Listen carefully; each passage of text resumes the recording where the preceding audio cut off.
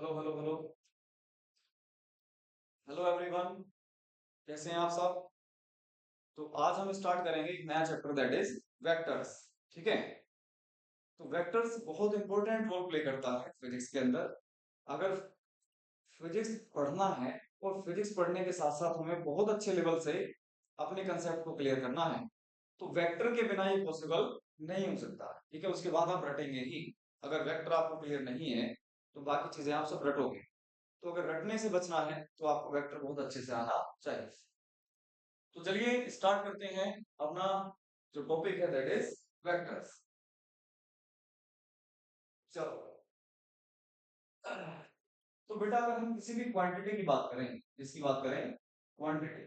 तो क्वांटिटी आपकी मैथमेटिक्स की अगर हम बात करें तो बेटा या तो वो कांस्टेंट होगी, ठीक है, या फिर वो होगी वेरिएबल। ठीक, इसको बहुत डिटेल में करा के चलूंगा मैं। क्वांटिटी या तो आपकी कांस्टेंट होगी या वेरिएबल। कांस्टेंट भी दो तरह के होते हैं बेटा, या तो फिक्स्ड होंगे थ्रू आउट, चाहे आप उसको यूनिवर्स के किसी भी पार्ट में लेके चले जाएं तो उनकी वैल्यू क्या रहेगी? फिक्स्ड। तो ऐसे क्या होते हैं बेटा कांस्टेंट आपके? Universal constant. ठीक है। और कुछ कांस्टेंट होंगे आपके आर्बिट्रेरी कांस्टेंट। सर ये कैसे होते हैं? बेटा आर्बिट्रेरी कांस्टेंट वो होते हैं जो किसी पर्टिकुलर ऑपरेशन के लिए, पर्टिकुलर ऑपरेशन के लिए फिक्स्ड हो। मतलब जैसे कि एबीसी, जैसे कि के, ये सारी वैल्यूज क्या है? फिक्स्ड तो है, बट किसी एक क्वेश्चन में एक ही वैल्यू हो सकता है 5 हो, किसी दूसरे क्वेश्चन में एक ही वैल्यू हो सकता है 10 हो। तो ये वैल्यूज किसी पर्टिकुलर ऑपरेशन के लिए फिक्स्ड होती हैं। Those are known as arbitrary constant. और जैसे 1 2 3 ये सभी क्या है? ये सभी आपके जो कांस्टेंट हैं ये यूनिवर्सल कांस्टेंट आपके। क्लियर है एकदम बात? वेरिएबल क्वांटिटीज जो अपनी वैल्यू को क्या करें, टाइम के साथ चेंज करें, ऐसी वैल्यू, ऐसी क्वांटिटीज को हम बोलते हैं वेरिएबल क्वांटिटी। जैसे कि x, जैसे कि y, जैसे कि t, ये सभी क्या है बेटा हमारे पास में वेरिएबल होते हैं। अब एक और कैटेगराइजेशन है क्वांटिटी का, वो क्या है देखो, या तो वो क्वांटिटी स्केलर होगी या फिर वो वेक्टर क्वांटिटी आपकी वेक्टर, या फिर वो क्वांटिटी हो सकता है टेंसर। अगर हमारे पास में क्वांटिटी का सिर्फ और सिर्फ मैग्नीट्यूड है, ओनली मैग्नीट्यूड इज देयर, ऐसी क्वांटिटी को हम बोलते हैं स्केलर क्वांटिटी। क्या बोलते हैं? Scalar quantity. जैसे कि मास, ठीक है ना, डेंसिटी, वॉल्यूम, ये सभी कैसी है बेटा? डिस्टेंस, स्पीड, ये सारी क्वांटिटीज आपकी कैसी बेटा? Scalar quantities. ठीक। वेक्टर क्वांटिटी क्या है? ऐसी quantities which has magnitude and direction both, जिसमें क्या हो, मैग्नीट्यूड भी हो एंड डायरेक्शन भी, दोनों होने चाहिए। ऐसी क्वांटिटी को हम बोलते हैं वेक्टर क्वांटिटी। जैसे कि फोर्स, मैग्नीट्यूड भी होना चाहिए और डायरेक्शन भी इसमें होती है। डिस्प्लेसमेंट है बेटा, वेलोसिटी है, ठीक है, बहुत सारी ऐसी क्वांटिटीज हैं जो कैसी होंगी? वेक्टर क्वांटिटीज होंगी। ठीक है। अब टेंसर क्या है? Tensor quantities are those which has magnitude and direction both। ये क्या बात हुई sir? Magnitude and direction both हैं फिर भी वो वेक्टर नहीं है? ये सर, ये दोनों क्वांटिटीज कंटेन करती हैं मैग्नीट्यूड भी और डायरेक्शन भी, दोनों, but do not obey law of vector addition. Vector addition का लॉ फॉलो ना करें, ऐसी क्वांटिटीज होती हैं tensor quantities. For example current, current has magnitude as well as direction both, still it is not considered as the vector quantity। इसको हम किस तरह से ट्रीट करते हैं? स्केलर की तरह ट्रीट करते हैं, या फिर इसको कहें हम एक ऐसी क्वांटिटी है, टेंसर क्वांटिटीज को कहेंगे। क्लियर हुई बात यहां तक? अब बात करते हैं वेक्टर की बेटा नोटेशन की। वेक्टर नोटेशन, वेक्टर नोटेशन किस तरह से हम इसको डिनोट कर सकते हैं? कोई क्वांटिटी हमारी वेक्टर है या स्केलर, देखो ध्यान से। अगर कोई लेटर लिखता हूं ए और इसके ऊपर मैंने एरो बना दिया, तो इस तरह से हम इसको क्या करेंगे? डिनोट करेंगे। अगर हम बुक की बात करते हैं, फॉरेन राइटर्स की अगर हम बात करें बेटा, तो हम ये देखते हैं कि वेक्टर ए को क्या कर देंगे, ये बोल्ड कर देते हैं। तो ये बोल्ड लेटर जो आपको दिख रहा है, this will represent vector quantity. अगर हम आईआईटीज की बात करेंगे तो उनके प्रोफेसर क्या यूज करते हैं बेटा, कैसे करते हैं, ए वेक्टर में एरो का जो डायग्राम है वो ऊपर ना बनाते हुए वो कहां बनाते हैं, उसके नीचे का। ठीक, अगर बहुत अच्छे आप इंस्टीट्यूशन में देखोगे जाकर के, तो इस तरह के वो नोटेशन भी अपनी खुद की नोटेशन को बना लेंगे। तो जिसमें भी आपको सहूलियत हो वो आप इसमें यूज कर सकते हैं। जनरली ये प्रेफर होता है, आपकी जो इंडियन राइटर्स की जो बुक्स होती हैं उनमें ये वाली नोटेशन प्रेफर करते हैं। दूसरा बेटा arrow diagram notation. Arrow diagram notation ये कैसी है सर? बेटा ये इस तरह से होती है, अगर आप लेंथ को मैग्नीट्यूड मान लें, लेंथ को क्या मान लें, मैग्नीट्यूड, तो डायरेक्शन उसका जो है बेटा हेड देगा। एरो का जो हेड है वो आपको क्या देगा, डायरेक्शन। इसको बोलते हैं टेल। क्या बोलते हैं, टेल। तो ये आपके पास में आती है arrow diagram notation of the vector. Clear है बात एकदम? अच्छा सर, इसके बाद में angle between to vector. Angle, इसमें बहुत ज्यादा मिस्टेक करता है बच्चा, इसलिए मैं इसको अलग से लेकर चल रहा हूं। Angle between two vectors. देखो, मैंने कहा कि एक वेक्टर मेरे पास में ये है, और चलो ऐसे देखो, एक वेक्टर ये रहा और दूसरा वेक्टर मान लो ये रहा। तो हमने पूछा कि sir angle between these particular two vectors कितना होगा। हमने कहा ये एंगल है कितना, थीटा। तो क्या ये theta angle between two vectors होगा? नहीं सर, ये एंगल बिटवीन टू वेक्टर्स नहीं होगा। तो हम क्या करेंगे, इस वेक्टर को इसके टेल से मिलाएंगे। मतलब टेल से टेल को ज्वाइन करने पर जो एंगल बनता है वो आपका होगा एंगल बिटवीन टू वेक्टर्स। ठीक है, तो ये चीज अलग है और ये चीज अलग है। या फिर यूं कहें एंगल बिटवीन, सबसे आसान तरीका, angle between directions. Angle between directions of vectors. Vector की जो डायरेक्शंस हैं उनके बीच में आप एंगल ले लो तो एंगल बिटवीन टू वेक्टर्स वही आएगा। या फिर टेल से आप टेल को ज्वाइन कराओ और फाइंड करो एंगल बिटवीन टू वेक्टर्स, ये तरीका है। तो दोनों में से आप कोई भी चूज कर लीजिए और अल्टीमेटली दोनों करेक्ट आएगा, angle between two vectors. Next देखिए, सबसे पहले हम बात करते हैं बेटा नल वेक्टर। इसकी बात करते हैं नल वेक्टर। तो हम ये कहते हैं कि if magnitude of a vector, magnitude को ऐसे रिप्रेजेंट कर देते हैं, मैग्नीट्यूड क्या है, जीरो।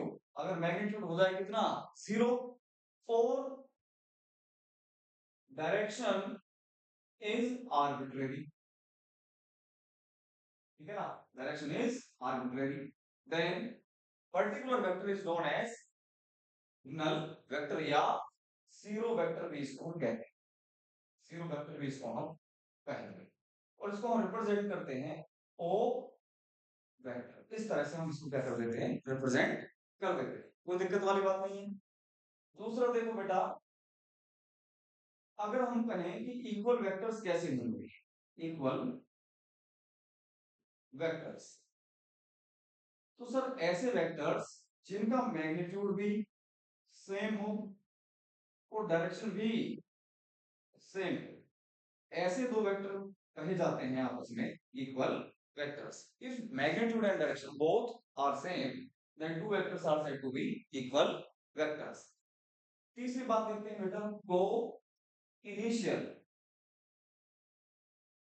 वेक्टर्स। कैसे वेक्टर्स, को इनिशियल, ऐसे दो वेक्टर जो सेम इनिशियल पॉइंट से स्टार्ट हो रहे हों। जैसे कि पॉइंट ओ से वेक्टर ए स्टार्ट हुआ और पॉइंट ओ से ही वेक्टर बी को हम इनिशिएट कराते हैं, तो ऐसे दो वेक्टर कहलाते हैं को इनिशियल वेक्टर। चौथी बात, कोप्लेनर वेक्टर की बात करते हैं बेटा, कोप्लेनर वेक्टर्स। तो कोप्लेनर वेक्टर क्या होंगे, if both vectors are in same plane, are in, if they are in same plane, same plane में अगर दो वेक्टर्स हैं उनको हम बोलेंगे कोप्लेनर वेक्टर्स। फॉर एग्जांपल मान लीजिए दो वेक्टर हैं, एक वेक्टर यहां पर मैंने रखा और दूसरा वेक्टर यहाँ, तो दोनों कैसे कहलाएंगे ये कोप्लेनर वेक्टर। अगर मैंने इसको प्लेन से थोड़ा सा ऊपर उठा दिया तो अभी ये कोप्लेनर वेक्टर नहीं होंगे। तो कोप्लेनर वेक्टर ऐसे होंगे जो सेम प्लेन में लाई कर रहे हैं। क्लियर है बात एकदम? ठीक है सर, चलिए आगे। इसके बाद में बेटा आता है आपके पास में unit vector. Unit vector, unit vector को पढ़ने से पहले हमें वेक्टर की नोटेशन पता होनी चाहिए। सर ये वेक्टर की नोटेशन है। मैग्नीट्यूड को हम डिनोट करते हैं दोनों तरफ ऐसे बार लगा, मैग्नीट्यूड को हम इस तरह से डिनोट करते हैं। ठीक है, तो यूनिट वेक्टर क्या होगा?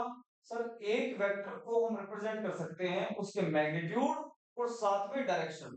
तो बेटा जो डायरेक्शन देने का काम होता है वही काम होता है यूनिट वेक्टर का। वही काम किसका है? यूनिट वेक्टर का काम डायरेक्शन देने का ही। तो यूनिट वेक्टर को हम डिनोट करते हैं बेटा ए के ऊपर कैप लगाकर, या फिर इसको बोलते हैं ए हैट, या तो ए कैप कहिए या फिर कहिए इसको ए हैट, दोनों में से कुछ भी आप वर्ड यूज कर सकते हैं। अब देखो किसी भी वेक्टर को मैं लिख सकता हूं बेटा उसका मैग्नीट्यूड एंड उसकी डायरेक्शन। डायरेक्शन किससे? यूनिट वेक्टर से। ठीक है सर, तो देयरफॉर यहां से यूनिट वेक्टर की वैल्यू ए कैप की वैल्यू कितनी आ जाएगी? Vector A divided by vector A का मैग्नीट्यूड। बिल्कुल ठीक है सर, ये आपके पास में आ गया यूनिट वेक्टर। तो यहां से एक खास बात है, यूनिट का मतलब है वन। तो जिसका मैग्नीट्यूड कितना हो जाए? वन हो जाए, और डायरेक्शन वही जो ए वेक्टर की थी। तो डायरेक्शन होनी चाहिए as that of vector A, then this particular vector is known as unit vector. तो इन कोऑर्डिनेट सिस्टम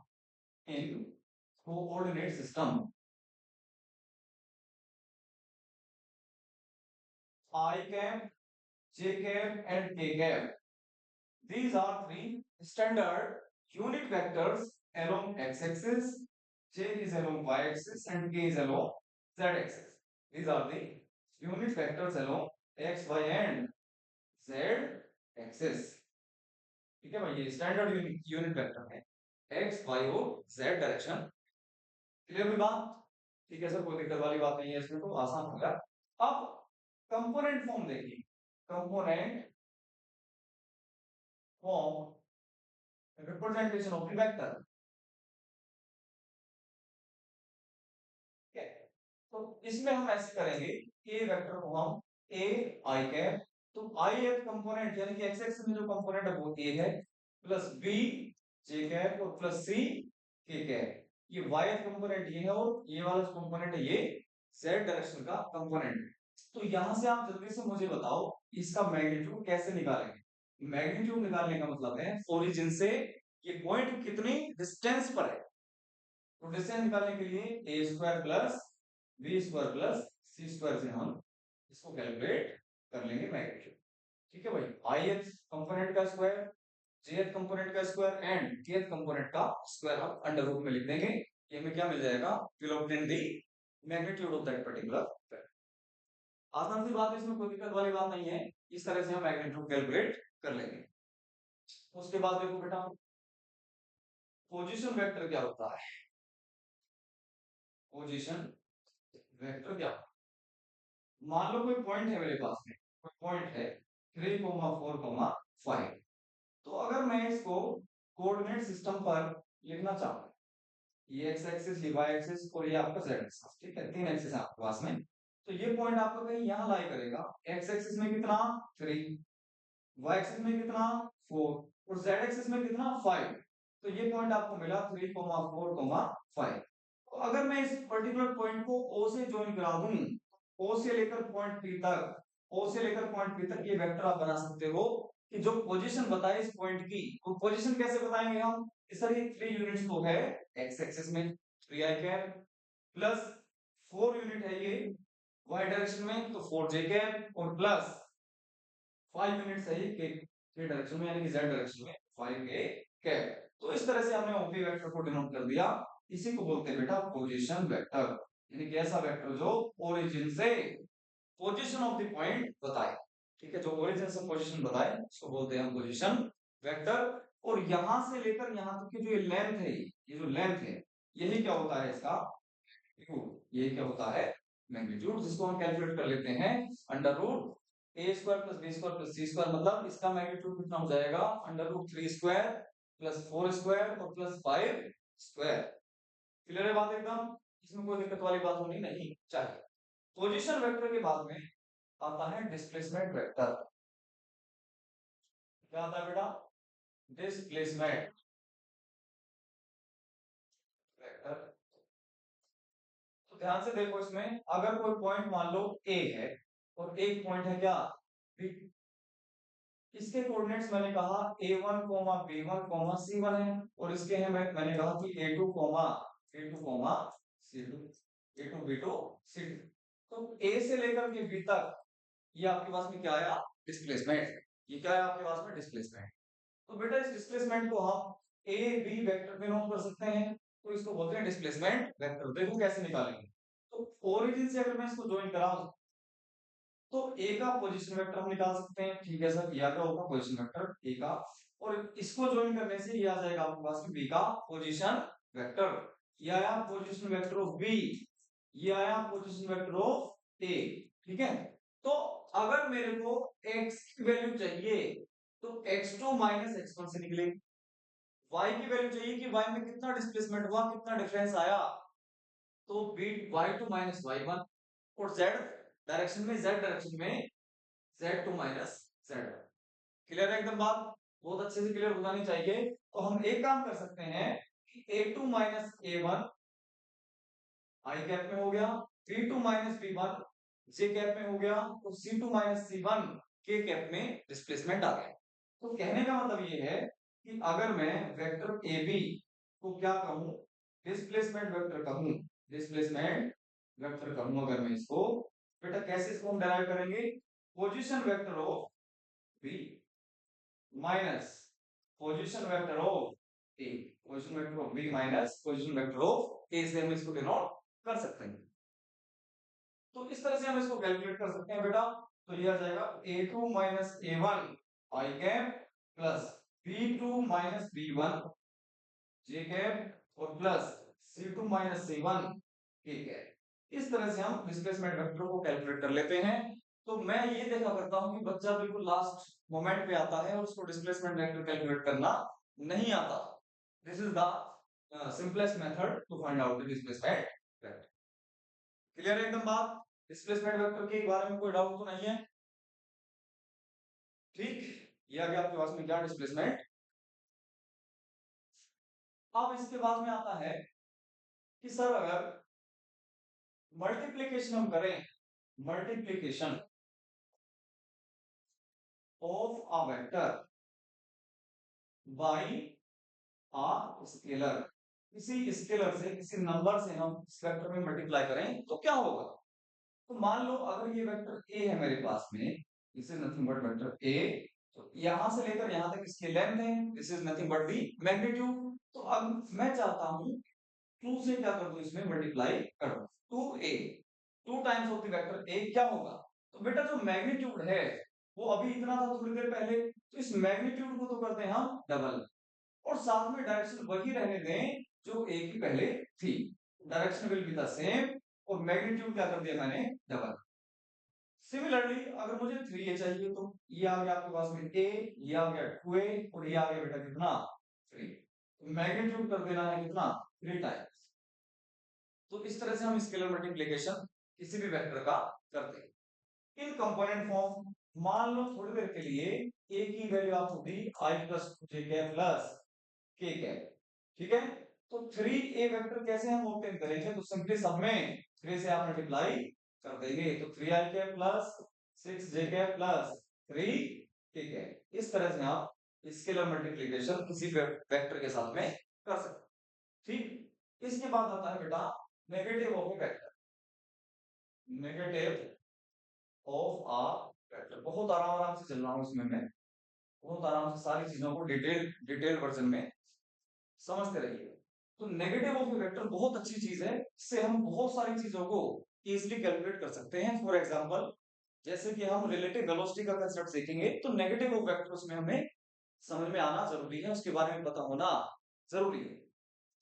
तो मान लो ये वेक्टर ए है मेरे पास में, अगर मैं इसको रिवर्सल कर दूं, इसका रिवर्सल कर दूं, तो मेरे को क्या मिलेगा? Negative of A vector. मतलब क्या है? देखो, मैग्नीट्यूड तो रहने दे वही जो ए का है, लेकिन डायरेक्शन को अगर मैं चेंज कर दूं, रिवर्स कर दूं, तो मेरे को मिल जाएगा बेटा negative of vector A.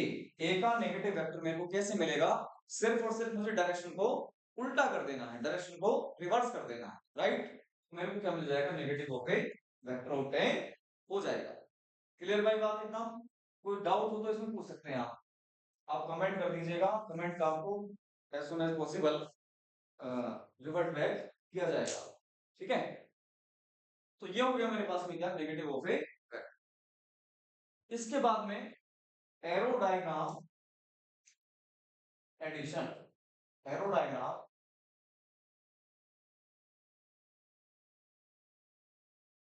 Use करते हुए एडिशन ऑफ टू वेक्टर्स, ठीक है? एडिशन करते हुए तो पहला लॉ हम पढ़ते हैं बेटा, triangle law of vector addition. Triangle law क्या कहता है? सर ट्रायंगल लो ये कहता है, मान लो एक कोई वेक्टर है आपके पास में जिसका नाम है वेक्टर ए, और दूसरा कहीं दूसरी दुनिया में पड़ा हुआ है वेक्टर कोई भी। तो ट्रायंगल लो ये कहता है कि दूसरे वाले वेक्टर को आप उठाकर लाओ बिना उसकी डायरेक्शन को चेंज किए, और उसको उठा करके उसके हेड पर रखो। दूसरे वाले वेक्टर की टेल को उठा करके पहले वेक्टर की हेड पर रखो, तो डायरेक्शन वही रहनी चाहिए जो बी की पहले थी। क्लियर एकदम? लेंथ भी वही है देखो, और डायरेक्शन भी वही है। ये आ गया बेटा आपके पास में वेक्टर बी। तो पहले वेक्टर के हेड पर दूसरे वेक्टर की टेल को रखो, और फाइनली पहले वेक्टर से फाइनल वाले वेक्टर के हेड को ज्वाइन करा दो, ठीक है? इससे क्या करा दो? अपोज करा दो। तो ये आपको मिलेगा रिजल्टेंट वेक्टर, जो कि वेक्टर ए और प्लस वेक्टर बी का वेक्टर सम होगा, वेक्टर सम होगा। क्लियर बात है एकदम? तो रिजल्टेंट का जो मैग्नीट्यूड होगा वो अभी केवल मैं फॉर्मूला बता देता हूं, बाकी इसका डेरिवेशन भी करा दूंगा बहुत आराम से। जब मैं रिजोल्यूशन ऑफ द वेक्टर कराऊंगा तो उसमें बहुत आराम से मैं क्लियर करा दूंगा कि ये आता है आपका बी cos थीटा और ये आता है B sin theta. Pythagoras theorem से तुरंत आप लगा दोगे इसका फॉर्मूला, और रिजल्टेंट की वैल्यू आपके पास में आ जाएगी बेटा कितनी? ए स्क्वायर, मतलब ए वेक्टर के मैग्नीट्यूड का स्क्वायर, पहले पूरा डिटेल में सिंपल ऐसे लिख देते हैं, प्लस वेक्टर बी के मैग्नीट्यूड का square plus 2 into vector A का मैग्नीट्यूड इंटू वेक्टर बी का मैग्नीट्यूड इंटू दोनों वेक्टर्स के बीच का एंगल। बच्चा कहीं कभी ना कभी गलती से इस एंगल को ले लेगा, बल्कि हमें ये एंगल नहीं लेना है। हमने क्या बताया कि डायरेक्शन ऑफ वेक्टर ए और डायरेक्शन ऑफ वेक्टर बी के बीच में जो एंगल है बेटा वो हमें एंगल लेना होगा। तो ये एंगल में लेना होगा, ये एंगल में लेना नहीं। क्लियर एकदम? तो यहाँ पर भी कंफ्यूजन होती है अक्सर बच्चों को, वो मैंने क्लियर कर दी है। तो रिजल्टेंट का जो मैग्नीट्यूड है वो A square plus B square plus 2ab cos theta करके आप कैलकुलेट कर सकते हैं, राइट? अब मैं चाहूंगा कि इसी पर्टिकुलर फॉर्मूले से चार इंपॉर्टेंट केसेस में आपको समझा दूं, जिससे कि आपको कैलकुलेशन में बहुत ज्यादा टाइम वेस्ट करने की जरूरत ना पड़े। क्लियर है भाई? जिससे कि टाइम वेस्ट करने की जरूरत आपको ना पड़े। तो देखो, पहला case, if vector A and vector B both have equal magnitude, दोनों का मैग्नीट्यूड कितना है? इक्वल। और मान लो इसके बराबर है, थोड़ी देर के लिए मैं कह देता हूं चलो एफ के बराबर, ठीक है? दोनों को फोर्स मान लेते हैं क्योंकि फोर्स भी एक वेक्टर है। एफ मान लिया दोनों का मैंने, और angle between them is 90 degree. Angle कितना है भाई दोनों के बीच में? 90 डिग्री। मतलब कि सर अगर एक वेक्टर जिसका मैग्नीट्यूड एफ है और दूसरा वेक्टर बी जिसका मैग्नीट्यूड एफ है, दोनों राइट एंगल पर एक दूसरे से अप्लाइड है, दोनों कितने एंगल पर है? दोनों एक दूसरे से 90 डिग्री पर हैं। तो इन दोनों वेक्टर्स का या इन दोनों फोर्सेस का जो रिजल्टेंट होगा वो कितना होगा? तो बेटा रिजल्टेंट को मैं एक तो करा दूंगा फॉर्मूले से, बाकी सब आप डायरेक्टली लिख लेना। तो ये आएगा बेटा, पहले वेक्टर के मैग्नीट्यूड का स्क्वायर एफ स्क्वायर लिख दो, दूसरे के मैग्नीट्यूड का square plus 2 into F into cos 90। कोस 90 की वैल्यू हो जाती है 0। तो ये आया आपके पास में 2f²। तो ये आंसर आएगा बेटा रूट 2 टाइम्स ऑफ एफ। क्या मैं इसको एफ नेट कह दूं, नेट फोर्स कह सकता हूं क्या मैं इसको? ठीक है सर। तो अगर दो फोर्सेस 90 डिग्री पर इक्वल मैग्नीट्यूड की अप्लाइड हैं, तो उन दोनों फोर्सेस का जो रिजल्टेंट होगा एफ नेट, नेट फोर्स जो होगा कितना होगा बेटा? Root 2 times of any one, root 2 times of any one force. क्या ये पहला केस क्लियर हो गया? ठीक है। मान लो एक 5 मीटर की फोर्स इधर है और 5 मीटर की फोर्स इधर है, तो इन दोनों का जो रिजल्टेंट आएगा बेटा एफ नेट कितना होगा? रूट 2 टाइम्स, यानी कि 5 इंटू रूट 2 न्यूटन आपके पास में आएगा। इस तरह से हम इस फॉर्मूले को डायरेक्टली अप्लाई कर देंगे। क्लियर? दूसरा देखो केस, केस नंबर 2 देखिए बेटा इसमें। केस नंबर 2, केस नंबर 2 क्या कहता है कि अगर मैग्नीट्यूड ऑफ वेक्टर ए और मैग्नीट्यूड ऑफ वेक्टर बी बराबर, और मान लो दोनों एफ के बराबर हैं और थीटा कितना बन रहा हो? 60 डिग्री बन रहा हो, तो रिजल्टेंट जो होगा आपके पास में उसका मैग्नीट्यूड बेटा कितना हो जाएगा? तो ए और बी दोनों को एफ लिख दिया, F plus 2f into F into cos 60 की वैल्यू होती है कितनी? 1/2। तो देखो बेटा 2 से आपका 2 कैंसिल आउट हुआ, तो ये आएगा आपके पास में अंडर द रूट 3f²। मतलब रूट 3 टाइम्स ऑफ एफ आपके पास में रिजल्टेंट आ जाएगा नेट फोर्स का। तो नेट फोर्स आपकी कितनी आ गई? रूट 3 टाइम्स ऑफ एफ आ। ठीक है, रूट 3 टाइम्स ऑफ एफ आ गई भाई कितनी? Net force. तो अगर दो फोर्सेस 60 डिग्री पर अप्लाइड हैं, एफ और एफ 60 डिग्री पर आपने अप्लाई कर दिया, इनका जो नेट फोर्स होगा, इनका जो नेट फोर्स होगा बेटा वो कितना होगा? Root 3 times of F. इसको भी आप डायरेक्टली अप्लाई कर देंगे बिना फॉर्मूला यूज करें। ये बात आपको याद रहनी चाहिए कि 90 डिग्री पर equal amount of forces are applied, then their resultant force will be root 2 times. 60 degree पर कितना सर? Root 3 times. अब तीसरा केस जो मैं लूंगा बेटा वो आएगा आपके पास केस थर्ड, कि अगर वेक्टर ए का मैग्नीट्यूड और वेक्टर बी का मैग्नीट्यूड बराबर है, बराबर मान लो F B, and angle between them is 120 degree. Angle between them कितना है? 120 डिग्री। ठीक, अगर angle between them is 120 degree, तो then resultant will be equal to magnitude of resultant. देखो बेटा कितना आएगा? f² plus 2f1 into f2, और f² हो गया इंटू cos 120। और cos 120 की वैल्यू कितनी होती है आपको पता होना चाहिए? -1/2 होती है। तो आप रख देंगे यहाँ पर कितना? -/2। 2 से आपका 2 कैंसिल आउट, -f² से प्लस f² कैंसिल आउट होगा, r की वैल्यू आ जाएगी f के बराबर। देयरफॉर नेट फोर्स जो आप लगाओगे वो कितनी होगी? किसी भी एक फोर्स के बराबर आएगी, किसी भी एक फोर्स के बराबर वो फोर्स आएगी। मतलब अगर एक एफ फोर्स इधर है और उससे 120 डिग्री पर एफ फोर्स आपने इधर अप्लाई कर ली 120 डिग्री पर, तो इन दोनों का जो रिजल्टेंट होगा एफ नेट किसी भी एक फोर्स के मैग्नीट्यूड के बराबर आएगा। ये आपको तीसरा केस याद रखना। ठीक, ये आपको थर्ड केस बहुत अच्छे से याद रख लेना है। फोर्थ केस और लास्ट केस देखो बेटा, केस नंबर 4 और लास्ट केस इसका पार्ट ए, कि अगर थीटा इज इक्वल टू 0, यानी कि दोनों वेक्टर कैसे हों? पैरेलल। ठीक है, और केस दूसरा बेटा इसका क्या होगा कि theta is equal to 180 degree हो, यानी कि anti parallel, anti parallel vector. ठीक है, एंटी पैरेलल वेक्टर। तो इन दोनों केसेस में हम क्या करेंगे कि यहां पर मान लो ऐसे देखो कि कोई ब्लॉक है, इस पर कोई बच्चा F1 फोर्स लगाता है और दूसरा बच्चा कितना फोर्स लगा देता है? मान लो F। ध्यान से देखो कि F नेट कितना हो जाएगा बेटा। ध्यान से अगर आप देखोगे तो इस वाले केस में आप लाइक दी स्केलर्स ऐड कर सकते। तो यहां पर मैं लिख देता हूं कि just add both vectors like scalars. किस केस में बेटा, कि अगर थीटा बराबर कितना हो 0 डिग्री, मतलब दोनों वेक्टर्स कैसे हो, पैरेलल वेक्टर्स को, तो इनका जो रिजल्टेंट है वो डायरेक्टली दोनों का सम कर देना है। और यहाँ पर देखो, मान लो एक ब्लॉक है, इस पर एक बच्चा लगाता है F1 फोर्स और दूसरा फोर्स वापस लगाता है, F नेट इस वाले केस में कितनी आएगी, तो बेटा मैंने ये लिखता हूँ इसमें मैं कि just subtract both vectors like scalars. यहाँ पर आपको सब्ट्रैक्ट कर देना है जैसे कि स्केलर्स को हम करते हैं। तो F नेट यहाँ पर जो ज्यादा वाली फोर्स है, मान लो F1 है, माइनस कम वाली फोर्स को क्या कर देंगे, सब्ट्रैक्ट कर देंगे। F1 माइनस F2 आ जाएगा आपके पास में क्या, F नेट।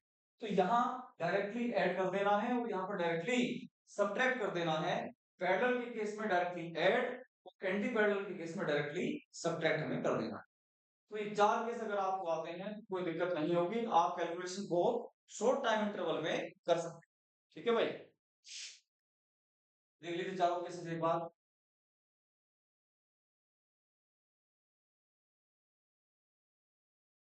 तो ये रिजल्टेंट का फॉर्मूला, ये आपके पास में 90 डिग्री पर अगर दो वेक्टर्स हैं और इक्वल मैग्नीट्यूड है, इनका रिजल्टेंट आएगा रूट टाइम्स। 60 डिग्री पर आएगा रूट 3 टाइम्स। 120 डिग्री पर आएगा किसी भी एक के बराबर। 0 डिग्री पर डायरेक्टली ऐड कर देना है और 180 डिग्री पर डायरेक्टली सब्ट्रैक्ट कर देना है। ज्यादा वाले में से कम वाले मैग्नीट्यूड को हम क्या कर देंगे, सब्ट्रैक्ट कर देंगे।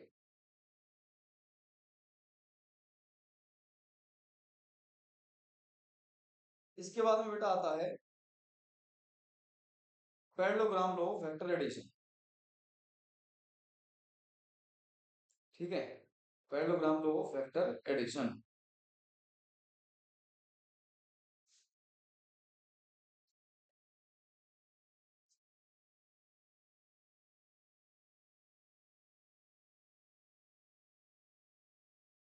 देखा जाए तो ट्रायंगल लॉ में और पैरेललोग्राम लॉ में कोई ज्यादा डिफरेंस नहीं है, दोनों बिल्कुल सेम है, कोई दिक्कत इसमें नहीं है।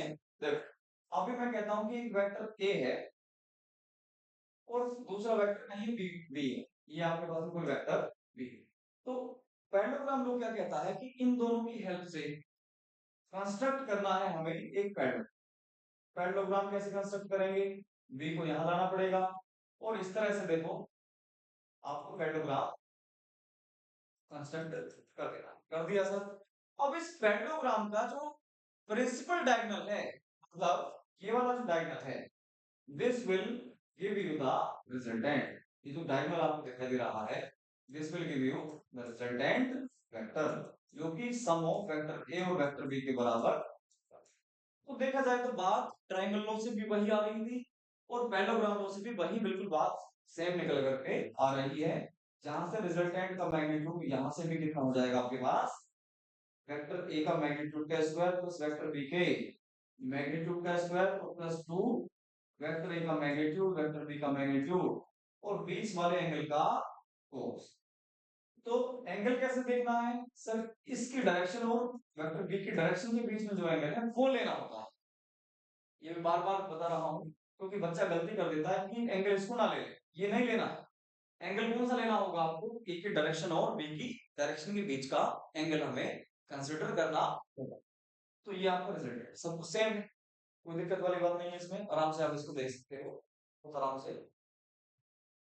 अप्लाई कर सकते हैं एडिशन लो। अब देखो भाई सब्ट्रैक्शन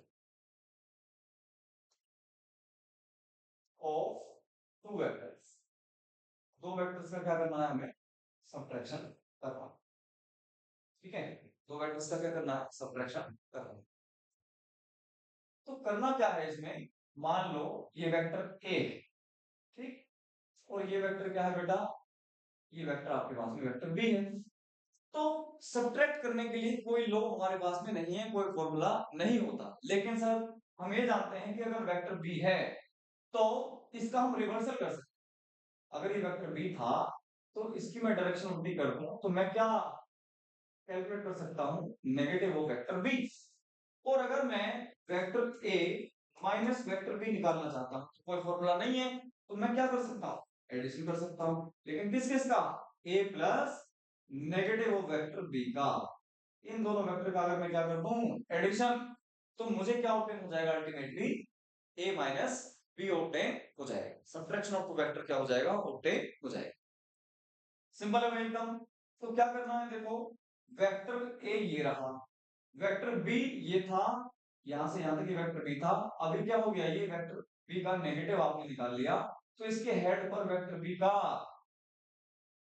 टेल हम रखेंगे, और फाइनली पहले वाले वेक्टर जो कि वेक्टर ए था, और ये क्या है minus of vector B, negative of vector B, तो पहले वाले वेक्टर से टेल से फाइनल वाले हेड को अपोज करा देंगे, तो ये जो रिजल्टेंट मिलेगा ये इन दोनों का वेक्टर सम होगा, और जो कि अल्टीमेटली क्या देगा आपको, वेक्टर ए और वेक्टर बी का डिफरेंस देगा, वेक्टर ए और वेक्टर बी का क्या देगा, डिफरेंस देगा।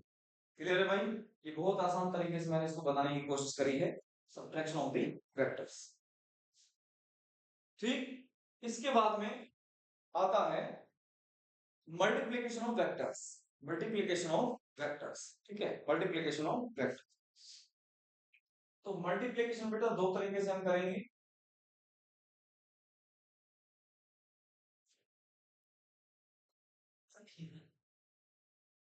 मल्टीप्लीकेशन ऑफ वेक्टर्स, एक तो डॉट प्रोडक्ट, तो एक होगा बेटा आपका multiplication cross product, cross product, यहां पर जो डॉट प्रोडक्ट है ये स्केलर होता है, तो इसको हम स्केलर प्रोडक्ट भी कह सकते हैं, ठीक है ना, स्केलर प्रोडक्ट भी इसको हम कहते हैं। और ये जो वेक्टर आएगा, सॉरी ये जो क्रॉस प्रोडक्ट आएगा, ये वेक्टर इन नेचर होता है, तो इसको हम वेक्टर प्रोडक्ट भी कह सकते हैं, ठीक है, इसको हम क्रॉस प्रोडक्ट को वेक्टर प्रोडक्ट कह सकते हैं, और डॉट प्रोडक्ट को क्या कह सकते हैं, स्केलर प्रोडक्ट कह सकते हैं, ठीक है। अब इनको बारी बारी से देखते चलो। देखो सर, अगर हम डॉट प्रोडक्ट की बात करते हैं, इसकी बात करते हैं भाई, डॉट प्रोडक्ट की बात करते हैं, ठीक है, किसकी बात करते हैं, डॉट प्रोडक्ट की बात करते हैं। तो डॉट प्रोडक्ट जब हम कर रहे होंगे, तो वेक्टर ए और वेक्टर बी के बीच में रिप्रेजेंट करेंगे डॉट लगाकर, दोनों वेक्टर के बीच में क्या लगाकर रिप्रेजेंट करेंगे, इसको हम डॉट लगा करके रिप्रेजेंट करेंगे। तो ये होगा कितना, वेक्टर ए का इसको डिफाइन करते हैं, वेक्टर ए का मैग्नीट्यूड, वेक्टर बी का मैग्नीट्यूड, इनटू दोनों के बीच के एंगल का कोस, ए बी कोस थीटा। तो ये मैग्नीट्यूड है, देखो स्केलर क्वांटिटी, ये भी क्या है स्केलर, और ये वैल्यू क्या है -1 से +1 के बीच की वैल्यू, कुछ भी हो सकती है। तो यहां से देखो सारी चीजें ये कैसी हैं, स्केलर हैं, तो दैट इज वाई ये जो प्रोडक्ट आएगा, डॉट प्रोडक्ट, ये कैसा आएगा, स्केलर आएगा, so it is also called as the scalar product, ये क्या कहा जाता है, स्केलर प्रोडक्ट भी कहा जाता है बेटा, ठीक। तो अब करना क्या है देखो, यहां से अगर मैं कंपोनेंट की फॉर्म में बात करूं, इन कंपोनेंट फॉर्म,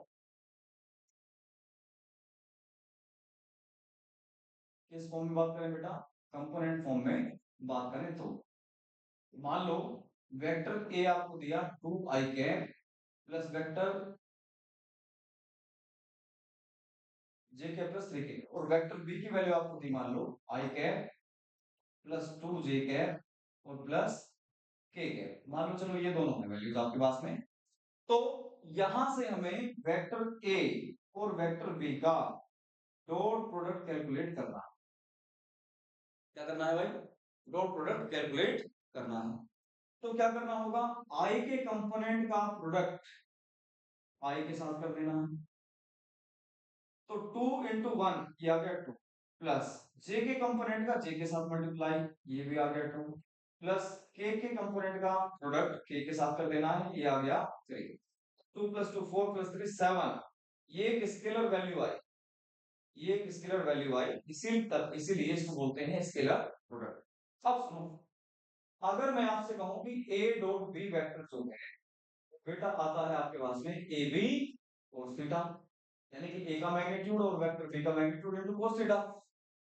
तो अगर मैं कहूं आपसे कि आई का डॉट प्रोडक्ट जे के साथ करो, तो आप बोलोगे सर आई का मैग्नीट्यूड जे का मैग्नीट्यूड इनटू cos 90, क्योंकि आई एक्स एक्सिस के अलोंग और जे वाई एक्सिस के अलोंग होता है। जे कैप किधर, वाई एक्सिस के अलोंग, और आई कैप किधर, एक्स एक्सिस के अलोंग। तो दोनों के बीच में एंगल कितना है, 90। तो cos 90 की वैल्यू कितनी होती है सर, ये तो 0 होती है, इसलिए आई डॉट जे की वैल्यू 0। लाइकवाइज जे डॉट के की वैल्यू, जे डॉट के की वैल्यू और के डॉट आई की वैल्यू ये क्या होगी, 0 के बराबर होगी। लेकिन आई का डॉट प्रोडक्ट अगर हम आई के साथ करें, बेटा देखो कितना आएगा, आई कैप का मैग्नीट्यूड, आई कैप का मैग्नीट्यूड इनटू cos आई खुद के साथ में कितना एंगल बना रही होगी, 0। तो आई कैप एक यूनिट वेक्टर है, तो इसका मैग्नीट्यूड कितना, 1 इनटू इसका मैग्नीट्यूड कितना, आई कैप का 1 इनटू cos 0 भी 1। तो आई डॉट आई की वैल्यू कितनी आ गई सर, ये तो 1। आई डॉट आई की वैल्यू कितनी आ गई, 1 आ गई। जे डॉट जे की वैल्यू भी कितनी आ जाएगी सर, 1। और के डॉट के की वैल्यू भी, के कैप डॉट के कैप की वैल्यू भी कितनी आ जाएगी, 1 ही आ जाएगी। तो इट मींस आई का प्रोडक्ट अगर हम आई के साथ करेंगे तो 1 आएगा, जे का जे के साथ 1, के का के के साथ 1। आई का जे के साथ करोगे तो कितना आएगा, 0। जे का के साथ 0। तो इसलिए मैंने कहा कि आई के कंपोनेंट को आई से प्रोडक्ट कर दो, क्यों, क्योंकि आई का अगर जे से करोगे तो वो 0 हो जाएगा, आई का अगर के से करोगे तो भी 0 हो जाएगा। दैट इज वाई, तो इन कंपोनेंट फॉर्म में हमें क्या कर देना है, आई का प्रोडक्ट आई के संग कर देना है कंपोनेंट में, जे के कंपोनेंट का प्रोडक्ट जे के कंपोनेंट के साथ, और के कंपोनेंट का प्रोडक्ट के कंपोनेंट के साथ में कर देना। सिंपल एकदम, कोई दिक्कत वाली बात नहीं इसमें, बहुत आसान तरीके से आप डॉट प्रोडक्ट यहां से कैलकुलेट कर सकते हो। आ जाओ, एंगल बिटवीन टू वेक्टर्स। मान लो ये मुझे दो वेक्टर्स के बीच में एंगल फाइंड करने के लिए देते हैं, तो वेक्टर ए मान लो ये रहा, वेक्टर बी ये रहा, ठीक है, वेक्टर ए ये रहा और वेक्टर बी। तो ए की डायरेक्शन कहाँ है सर, ये रही, बी की डायरेक्शन सर ये रही। तो एंगल होगा बेटा ये बात, इसको हम निकालना चाहते हैं कि ये एंगल कितना होगा। तो ध्यान से देखो, अभी हमने ये देखा कि वेक्टर ए और वेक्टर बी का जो डॉट प्रोडक्ट है वो कितना आता है, ए का मैग्नीट्यूड वेक्टर बी का मैग्नीट्यूड इनटू cos थीटा। तो यहां से cos थीटा की वैल्यू कैलकुलेट कर लो भाई, कितने आ जाएगी, तो सर वेक्टर ए और वेक्टर बी का dot product divided by vector A का मैग्नीट्यूड वेक्टर बी का। तो इस तरह से आपके पास में क्या आ गया, angle between two vectors calculate होके आ गया। सिंपल है सर एकदम, कोई दिक्कत वाली बात नहीं है इसमें, यहां से हम एंगल कैलकुलेट। अब देखो नोट लिखो, यहां पर बहुत अच्छे से नोट लिखो। पहली चीज कि if theta is equal to 90 degree, यानी कि अगर ए और बी के बीच में एंगल कितना हो जाए, 90 डिग्री, देन बेटा वेक्टर ए और वेक्टर बी का डॉट प्रोडक्ट कितना होगा सर, ये होगा ए बी इंटू cos 90, और cos 90 की वैल्यू कितनी, 0। देयरफॉर वेक्टर ए और वेक्टर बी का डॉट प्रोडक्ट आ जाएगा कितना, 0। वेक्टर ए और वेक्टर बी का डॉट प्रोडक्ट कितना आ जाएगा, 0 आ जाएगा। तो हमें क्या करना है कि to prove two vectors orthogonal, कैसे भाई, ऑर्थोगोनल या ऑब्लिक परपेंडिकुलर। अगर दो वेक्टर्स आपको कैसे शो करने हैं, परपेंडिकुलर शो करने हैं, तो then show that their dot product A dot B is equal to 0। तो उनका डॉट प्रोडक्ट क्या शो कर देंगे हम, इक्वल टू 0 शो कर देंगे। तो मींस वो दोनों वेक्टर कैसे होंगे, ऑर्थोगोनल वेक्टर होंगे। वो दोनों वेक्टर कैसे होंगे भाई, ऑर्थोगोनल वेक्टर्स। क्लियर है एकदम। तो इस तरह से हम कंडीशन ऑफ द ऑर्थोगोनैलिटी सीख गए। This is nothing but the condition of orthogonality,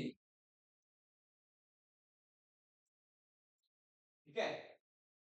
angle between two vectors हम कैलकुलेट कर लेंगे इसी तरह से, और condition of the orthogonality prove कर सकते हैं। चलो भैया आगे देखते हैं।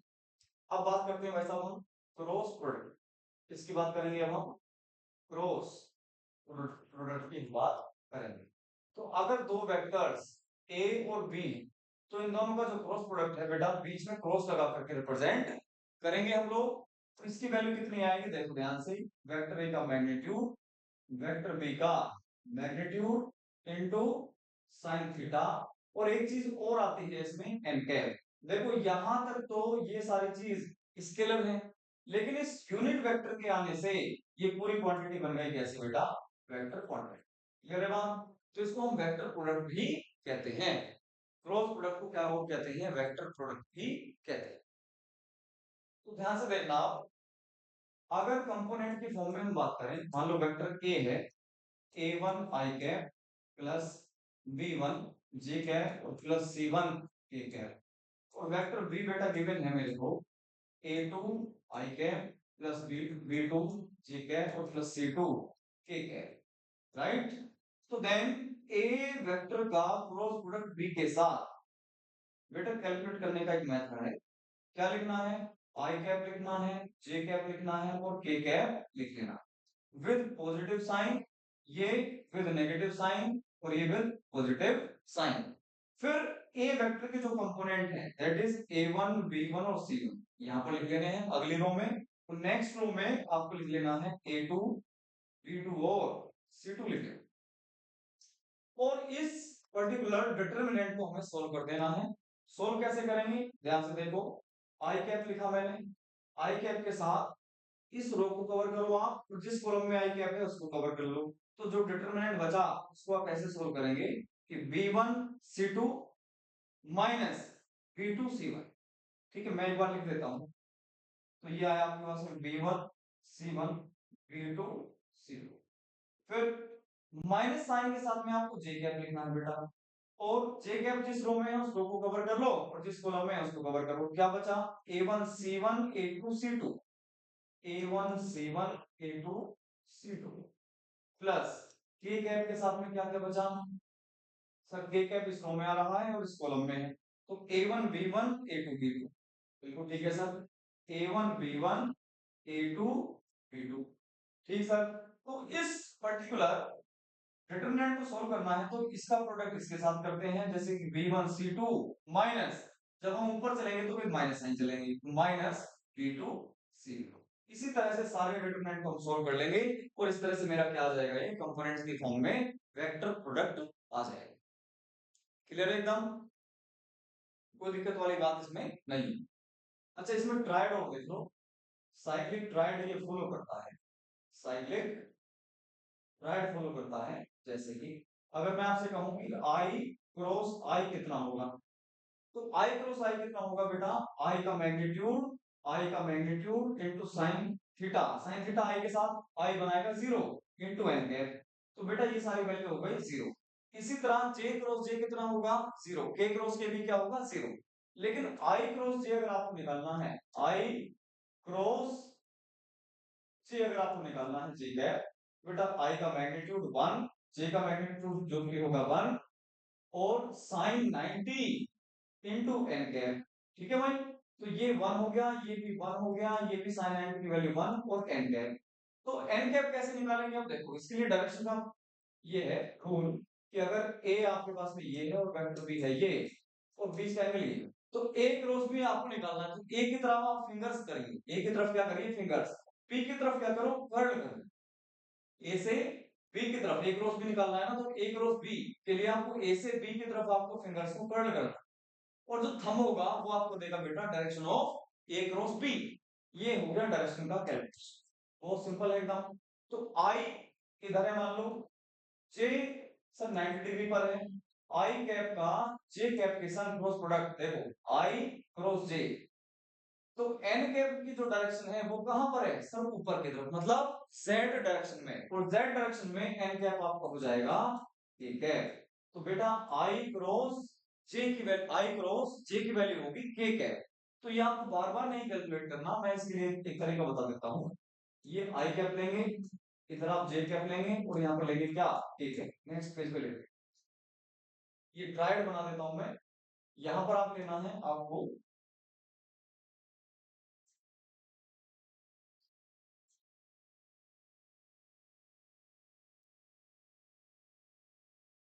आई कैप, यहां पर बना दीजिए आप जे कैप और यहां पर बना दीजिए बेटा के कैप। तो आई क्रॉस जे, इस वाली डायरेक्शन में पॉजिटिव चलेंगे आप, तो आई क्रॉस जे के लिए आपको नेक्स्ट मिलेगा वैल्यू। तो आई क्रॉस जे की वैल्यू कितनी मिल गई बेटा के कैप। और जे क्रॉस के करना है तो नेक्स्ट मिलेगी आपको क्या आई कैप।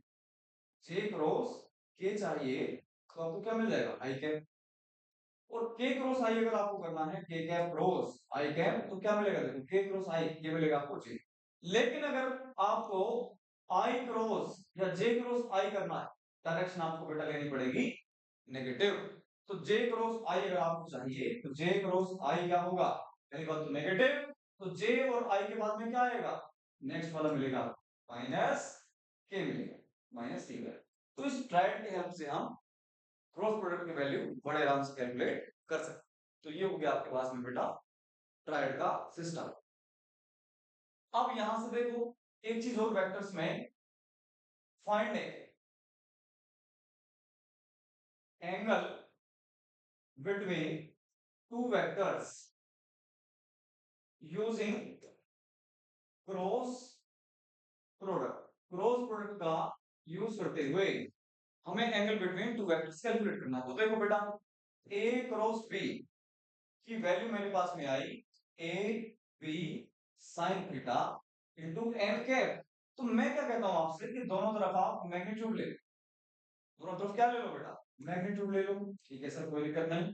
तो ये मेरे पास में आया ए क्रॉस बी का मैग्नीट्यूड। ठीक है सर, ये ए का मैग्नीट्यूड ए ही रहेगा, बी का मैग्नीट्यूड बी ही रहेगा, साइन थीटा भी एक वैल्यू है साइन थीटा ही रहेगी। लेकिन एन कैप का जो मैग्नीट्यूड है बेटा वो हो जाएगा कितना 1। तो ये वैल्यू आपके पास में आ गई ए बी साइन थीटा सिर्फ। तो यहां से ए क्रॉस बी के मैग्नीट्यूड की वैल्यू आपके पास में आ गई कितनी A B sine theta. Therefore sine theta की वैल्यू मेरे पास में आ जाएगी ए क्रॉस बी का magnitude divided by vector A का मैग्नीट्यूड, और ये क्या है वेक्टर बी का मैग्नीट्यूड। यहां से भी हम angle between two vectors calculate कर सकते हैं। और एक छोटी सी बात और इसमें आती है बेटा, क्या तो देखो कि A cross B is equal to कितना है सर, ये है आपके पास में A B sine theta into N cap, ये चीज है ठीक। तो अगर थीटा की वैल्यू हो जाए बेटा 0 डिग्री, तो उसके बाद में आप देखोगे यहाँ पर ए क्रॉस बी की वैल्यू निकालता है। तो ये कितना होगा A B sine 0, it mean सारी वैल्यू क्या हो जाएगी 0। तो we have to prove if we have to prove two vectors parallel, then prove that या show that, क्या शो कर देना बेटा उनका जो क्रॉस प्रोडक्ट है, उनका जो क्रॉस प्रोडक्ट है क्या शो कर देना है आपको 0 शो कर देना, सिंपल एकदम। तो एंगल बिटवीन टू वेक्टर्स कैसे निकालेंगे सर, A cross B divided by magnitude of A magnitude of B, यहां से साइन थीटा आएगा इसका ध्यान रखना। और साथ में अगर हमें condition of parallelism is called as the condition of parallelism, अगर दो वेक्टर्स को पैरेलल प्रूव करना है तो उनका क्या शो कर देना है cross product is equal to 0। Cross product is equal to क्या शो कर देना है 0 शो कर देना। तो यहाँ पर वेक्टर्स का जो थ्योरेटिकल पोर्शन है वो कंप्लीट होता है। उसके बाद में नेक्स्ट लेक्चर में देखते हैं क्या इसके ऊपर क्या क्या प्रोग्राम्स बन सकते हैं। चलिए थैंक यू।